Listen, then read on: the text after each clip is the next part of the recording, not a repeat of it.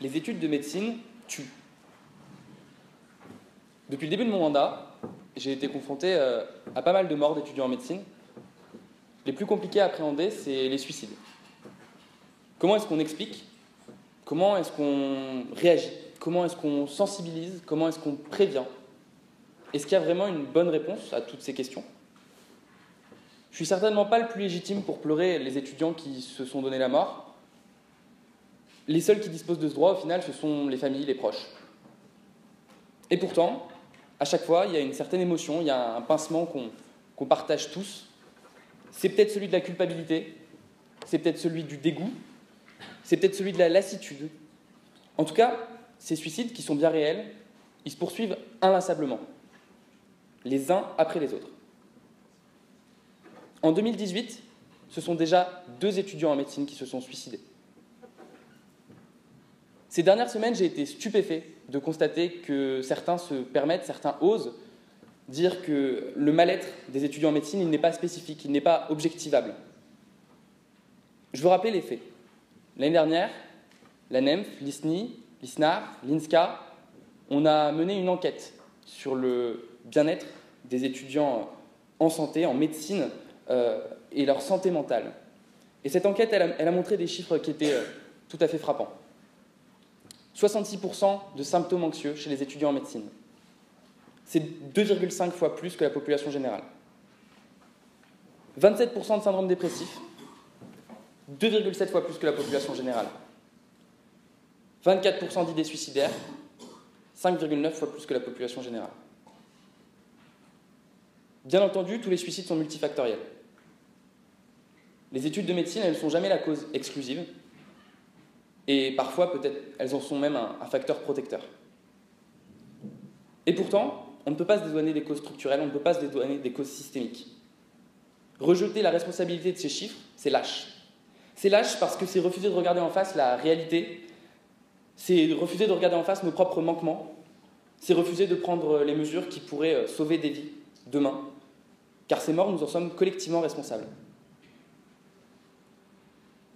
On entend trop souvent les études de médecine, c'est dur, parce que la médecine, c'est dur et il faut l'apprendre aux étudiants. Non. Halte au bizutage intergénérationnel. Comment est-ce qu'on peut être convaincu que faire souffrir les étudiants en médecine, c'est un objectif acceptable, que c'est une voie normale, que faire des durs des étudiants en médecine, c'est l'objectif qu'on se donne? Ni l'objectif, ni le moyen n'est correct. Aujourd'hui, les études de médecine, c'est une spirale infernale. Dès l'entrée de la PACES, on est plongé dans un climat de sélection qui est très compétitif.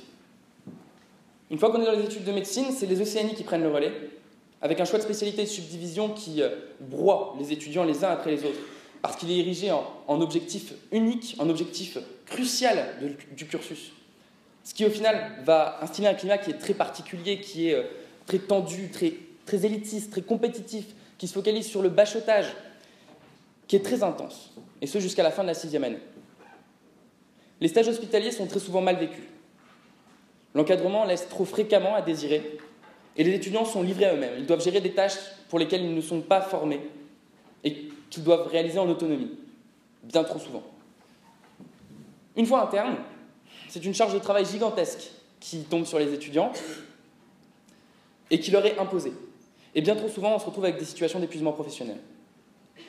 L'appât, voire la nécessité des postes de clinica pour finir une formation ou pour acquérir des postes intéressants dans une perspective de carrière après l'internat, est érigé en Saint Graal. En Saint Graal, et vient paraffer au final ces études de médecine compétitives. Et au final, cet internat est tout aussi compétitif que les 2 premiers cycles. Ça pérennise l'élitisme et la compétition, qui sont tous les 2 malsains dans nos études, et qui conduisent à des professionnels de santé qui n'ont pas appris à poser et à respecter leurs limites. C'est un cercle vicieux qui ne s'arrête jamais, même au cours de l'exercice professionnel. Ainsi, l'architecture même du cursus est insupportable. Les taux de sélection et les compétitions extrêmes nous font repousser les limites de notre organisme et de notre propre psychisme. Il faut aussi signaler la maltraitance dont nous faisons trop souvent l'objet. La réglementation impose depuis de nombreuses années un repos de garde pour tous les soignants. y compris les étudiants. Et pourtant, rares sont les établissements qui aujourd'hui appliquent toutes ces réglementations. Notre statut nous place au plus bas de l'échelle hiérarchique du système de santé, et nous sommes trop rarement traités avec un respect qui nous est dû et une considération qui devrait être normale. Le plus révoltant est sans doute cette culture du mépris, qui est bien installée et qui justifie les comportements les plus abjects. On parle bien souvent des PUPH. Un professeur universitaire praticien hospitalier croit de fait avoir tous les droits dans son service, insulter un étudiant, draguer une étudiante, ne pas venir faire cours. Il est professeur universitaire praticien hospitalier, donc c'est normal. Bien heureusement, ceci n'est pas le cas de tous nos enseignants. Et nous sommes rassurés de pouvoir compter sur le soutien d'une partie d'entre eux. En effet, il existe un coût humain. Seulement, ce n'est pas le coût du système de santé. C'est le coût d'un milieu qui est extrêmement compétitif. C'est le coût d'une communauté soignante qui est incapable de prendre soin d'elle-même. C'est le coût d'une maquette de formation qui est inhumaine. C'est le coût de la maltraitance qui est imposée quotidiennement aux étudiants en médecine et qui reste impuni. C'est un coût qui est évitable. Pour citer un doyen, les facultés de médecine sont une usine à débiles hypermnésiques. La formation médicale actuelle formate, mais ne forme pas.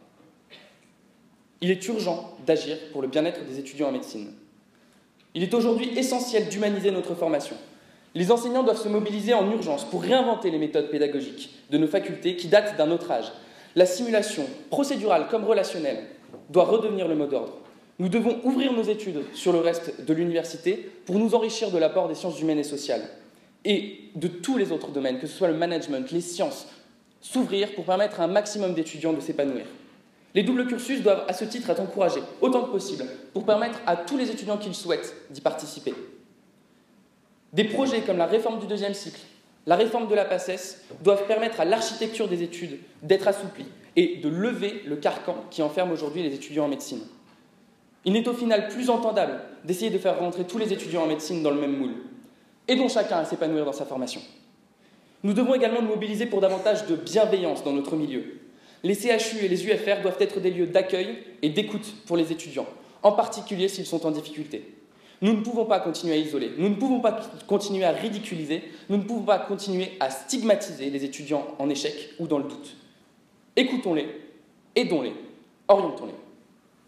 Le tissu associatif a également un rôle primordial à jouer. Le réseau se mobilise d'ores et déjà pour le bien-être des étudiants en santé, mais cet engagement est voué à se renforcer. En étant toujours plus inclusif, en étant toujours plus accessible, en luttant contre la stigmatisation, en créant du lien socio-culturel et en soutenant les étudiants en difficulté, les étudiants seront demain des acteurs encore plus déterminants de leur propre bien-être. Enfin, les droits et les libertés des étudiants en médecine doivent être revalorisés et respectés. Les infractions ne peuvent plus rester impunies. Nous attendons de la part des autorités compétentes, notamment ministérielles, la plus grande intransigeance lorsque nous leur signalerons les cas de non-respect de la loi ou des réglementations concernant l'accueil des étudiants. Pédagogie humaine, bienveillance des structures, communauté étudiante, conditions d'études. Ce sont les 4 axes qui constituent les piliers de la stratégie pour le bien-être des étudiants en médecine que l'ANEMF mettra en œuvre dans les mois qui viennent. L'ANEMF a décidé de réaffirmer son engagement en faveur du bien-être des étudiants en médecine en faisant sa grande cause 2018. Je tends la main à l'ensemble des acteurs de notre formation. Travaillons ensemble au service de cet objectif primordial et urgent.